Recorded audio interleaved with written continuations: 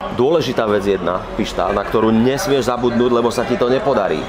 Ty sa musíš hore na tej budove poriadne odraziť, aby si nezavadil o taký výklenok, čo tam je. Lebo to ťa zastaví a tam môžeš si zlomiť maximálne nohu alebo chrbticu.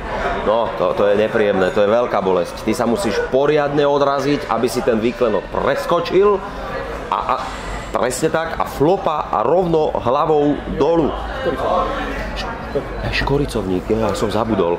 Pišta, potom keď skočíš, potom ti vezmem kávu. Dobre? Zatiaľ si zafajči. Ja plán B? Aha, plán B, Miško, prepáč. Plán B. Mám to tu. Mám to tu je A, tu je B. Plán B. Vážení diváci, milí čitatelia, obraciam sa na vás v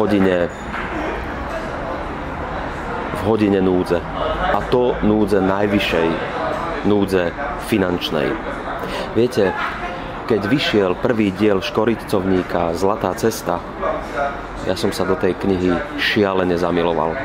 Chalani ma dokonca poprosili, či by som nemohol byť krstným otcom. A ja som súhlasil.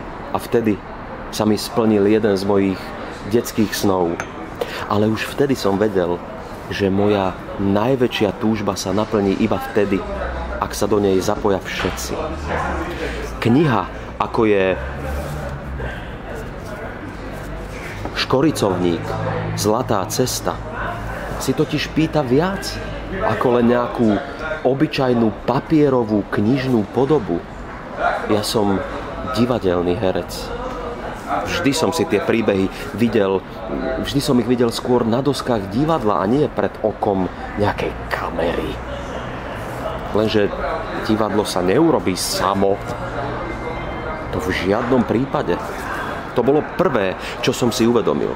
Vedel som, že budem musieť osloviť scenáristu, scénografa, dokonca aj režiséra a nejakých ďalších hercov alebo bábkohercov. A bude to. Škoricovník ožije, milí diváci, lenže nikto z týchto ľudí to neurobí zadarmo. No, vidíte.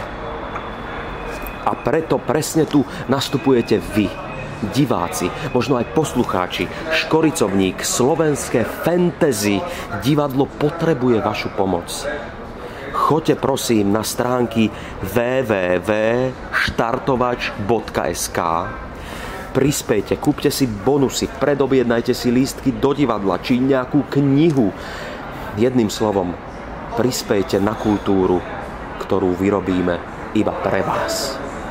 Pišta, kam ideš? Ja už je 7? Prepáčte, už je 7 hodín, musíme ísť zarábať peniaze.